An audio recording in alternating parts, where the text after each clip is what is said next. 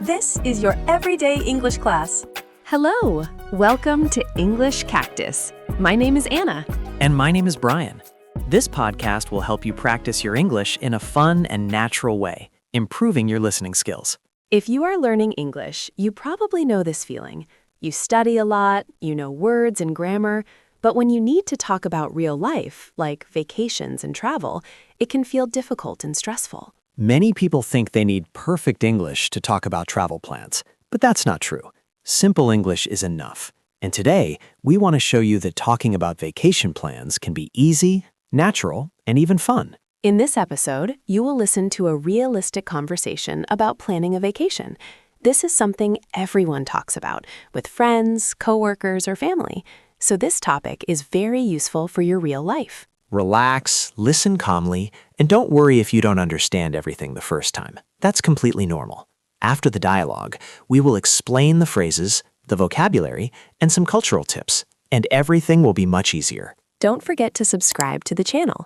Your support is really important to us, and when you subscribe, you don't miss new episodes that help you improve your English step by step. And leave a comment telling us where you are from. We love reading your comments. Now grab your coffee, relax. And let's begin. Hey, Clara. How's everything going? Hi, Ethan. Everything is good, thank you. I am a little busy, but I'm feeling positive today. And you? I'm doing well, too. Actually, I've been thinking a lot about my vacation plans, and I wanted to talk about it. Oh, I love talking about vacations. It always makes me feel relaxed already. So what are you thinking about? Well, I really feel like I need a break. Work has been intense, and I want some time to rest and clear my mind. I understand that feeling very well. Vacations are important for our health and our mind. Do you already know where you want to go? I have some ideas, but nothing is final yet. I'm thinking about going somewhere calm, maybe close to nature. That sounds nice. Nature is very peaceful. Are you thinking about mountains, countryside, or maybe the beach? I'm between the beach and the countryside. The beach helps me relax, but the countryside feels quiet and simple. Both are great choices. At the beach, you can walk near the ocean, listen to the waves, and enjoy the sun. Yes, exactly. I love walking early in the morning when the beach is quiet. That's a great habit. Morning walks are very good for your body and mind. And at the countryside, I imagine slow mornings, fresh air, and simple food. That sounds wonderful too. Sometimes a simple place is better than a busy city. I agree. I don't want stress on my vacation. I want to relax, read, and enjoy small moments. Reading on vacation is a great idea. What kind of books do you like to read? I like easy books, short stories, simple novels, or books about travel and culture. That's perfect. Reading simple books can also help you practice English. Yes, that's true. I always try to study English every day, even when I'm on vacation. That's amazing. Keep going. You're doing great. Consistency is very important. Thank you. Sometimes I feel tired, but I know learning English opens many doors. It really does. Traveling is also easier when you know English. That's one of the reasons I want to keep practicing. I want to feel confident when I travel. Confidence makes a big difference. So how long will your vacation be? I'm planning about 10 days. Not too short, not too long. 10 days is perfect. You can really disconnect and rest. Yes, I want to avoid checking emails all the time. That's a good idea. Vacation is for you, not for work. Exactly. How about you, Clara? Do you have any vacation plans? Yes, I do. I'm planning a trip to another country for the first time. Wow, that's exciting. How do you feel about that? Honestly, I feel excited and a little nervous. That's normal. Traveling to another country can feel scary, but it's also very rewarding. Yes, I'm worried about the language, but I want to try. Don't worry too much. You can use simple English. Most people understand basic phrases. That's true. I'm practicing phrases like, "Can you help me?" and "How much is this?" Those are very useful phrases, simple and clear. I also practice ordering food, like, "I'd like this, please." That's great. And if you forget, you can say, "This one, please." Exactly. Simple English works well. Where are you planning to go? I'm thinking about visiting a big city with museums, parks, and local markets. That sounds amazing. Are you going alone? No, I'm going with a friend. It feels safer and more fun. Sure thing. Traveling with someone is always a good idea. Yes, and we can help each other if something goes wrong. Are you planning everything before the trip? Not everything. We booked the flight and the hotel, but we want some freedom. That's smart. Too much planning can be stressful. I agree. I like to decide some things during the trip. What about food? Do you like trying local food? I love it. Food is a big part of traveling for me. Same here. I always try local dishes, even if I don't know the name. Sometimes it's an adventure. You point at the menu and hope for the best. Exactly. And if you don't like it, it's still a story to tell. That's a good way to think about it. How are you going to travel there? By plane? Yes, by plane.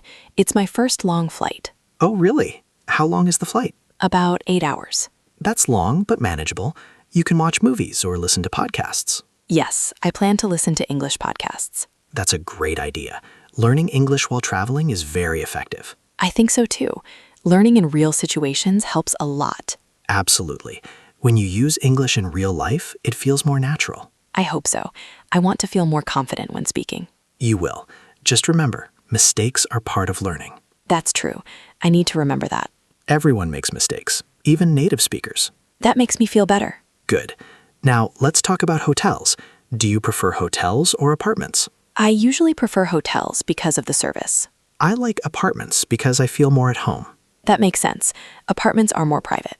Yes, and I can cook simple meals. Cooking can save money, especially on long trips. Exactly.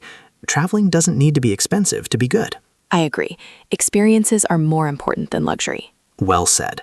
Simple moments are often the best. like watching the sunset or having coffee in a small cafe. Yes, those moments stay with you forever. Talking about vacations makes me feel happy and motivated. Me too. It reminds me why we work and study so hard. Vacations help us recharge. And they give us new ideas and energy. Exactly. And they're a great chance to learn something new. Learn something new every day, even on vacation. That's a great mindset. Well, Clara, this conversation really helped me organize my thoughts. I feel the same. Now I'm even more excited about my trip. Me too. Let's promise something. What is it? Let's continue studying English every day, before, during, and after our vacations. Deal. Study English every day. No excuses. Keep going. You're doing great too. Thanks, Clara. I hope you have an amazing vacation. Thank you, Ethan. I hope you do too. Let's talk again when we come back and share our stories. For sure. I can't wait. Wow, that story was really nice. I enjoyed it a lot. It felt very real, very natural, like a real conversation between friends. Yes, I agree. We really work hard to create these dialogues to help you learn English in a simple and practical way. And remember, everything we do here is free. If you want to support our work, you can buy us a coffee. Any value helps, and the link is in the video description. All right, now let's explain what happened in the story. First, we will talk about useful phrases from the dialogue. After that, we will explain important vocabulary. And finally, we will spend more time talking about cultural tips related to vacation and travel. Don't worry if you didn't understand everything the first time. That's totally normal. Relax, listen calmly, and after this explanation, things will be much clearer. Useful phrases, step by step. Let's start with how the conversation began. Ethan said, "Hey Clara, how's everything going?" This is a very common and friendly way to start a conversation. It sounds natural and relaxed. You can use it with friends, coworkers, or people you know. For example, you can say, "Hey, how's everything going today?" Or, "How's everything going at work?" Yes, and Clara answered like a real person, not like a textbook. She said, "Everything is good, thank you. I'm a little busy, but I'm feeling positive today." This is great because she didn't give a short answer only. She added more information. You can do the same. Instead of only saying, "I'm fine," you can say, "I'm a little tired, but I'm okay." Or, "I'm busy, but happy." This makes your English sound more natural. Later, Ethan said something many people feel. "I really feel like I need a break." "I feel like I need" is a very useful structure. You can use it in many situations. For example, "I feel like I need some rest." "I feel like I need more practice." Or, "I feel like I need a vacation." And Clara showed empathy when she said, "Vacations are important for our health and our mind." This is a great way to express opinion. You can use "are important for" like this. Sleep is important for your health. Or practice is important for learning English. Another important moment is when Ethan said, "I always try to study English every day, even when I'm on vacation." Notice the phrase, "I always try to." This is very common and very honest. It shows effort, not perfection. For example, I always try to eat healthy, or I always try to speak English.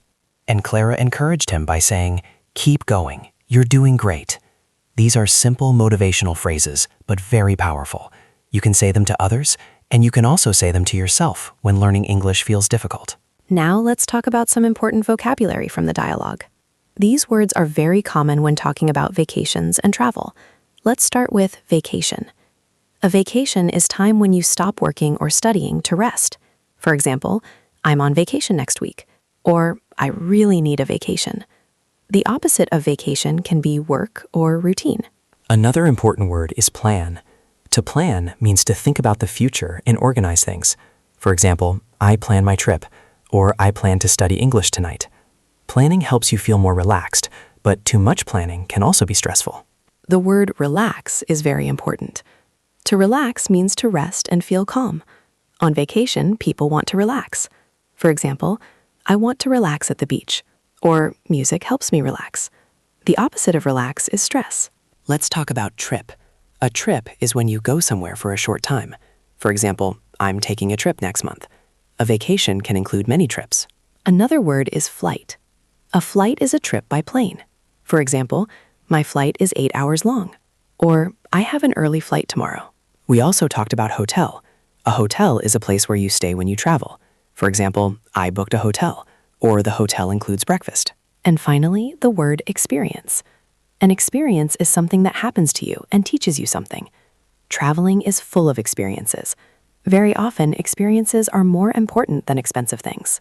Now let's spend more time talking about cultural tips, because culture is a big part of travel.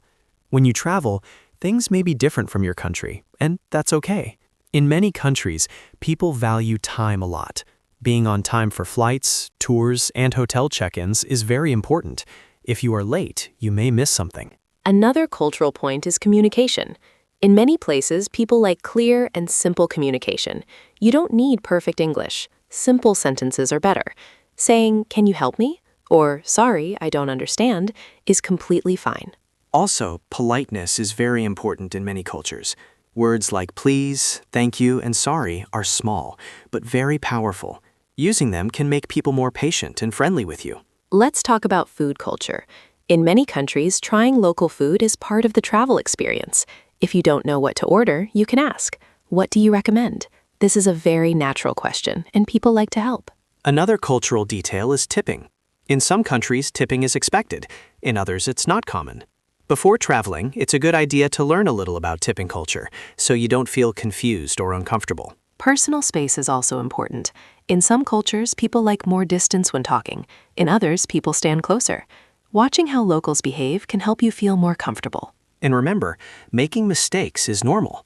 Maybe you say a word wrong or don't understand something. That's okay. Most people are kind and understand that you are learning and traveling. Travel is not just about places. It's about learning, growing, and seeing the world in a new way. And English helps you connect with people, stories, and experiences everywhere. So don't be afraid. Use simple English, be polite, stay curious, and enjoy the journey. Now we are going to give you model phrases and practical examples. These examples will help you create your own sentences when talking about vacation plans. Keep it simple. You don't need long or perfect sentences to communicate well. Yes, remember, simple English works. When you are traveling or talking about vacations, clarity is more important than perfection. You're doing great, so keep going. Let's start with basic vacation planning sentences. You can say, "I'm planning a vacation next month." This sentence is very simple and very common. You can change the time easily. For example, "I'm planning a vacation next week." "I'm planning a vacation this year." If you want to talk about the place, you can say, "I want to go to the beach," or "I want to go to the mountains." "I want to go to another city." Just change the place. The structure stays the same. Now let's talk about rest and relaxation. You can say, "I want to relax and enjoy my time." Other simple options are, "I want to rest." "I want to take a break."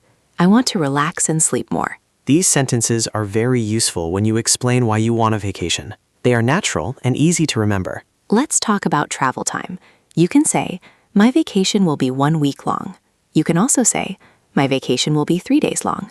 "My vacation will be 2 weeks long." Very simple structure. Just change the number and the time. Now, transportation. You can say, I'm traveling by plane, or I'm traveling by car, I'm traveling by bus. And if you are not sure yet, you can say, I'm not sure how I will travel yet. That's a very natural sentence. Now let's talk about accommodation. You can say, I'm staying at a hotel, or I'm staying in an apartment. And if you want to give more information, you can say, the hotel has breakfast included, or the apartment is close to the beach. Sometimes when we are nervous, we forget words. That's okay. Here are very simple alternatives you can always use. If you don't know what to say, you can say, this one, please. This works in hotels, restaurants, and stores. If you need help, you can say, can you help me please? This sentence is extremely useful and polite. If you don't understand something, you can say, sorry, I don't understand. Or, can you repeat, please? These sentences are lifesavers when traveling. Never be afraid to use them. Now let's talk about preferences. You can say, I prefer a quiet place. Or, I prefer a place near nature.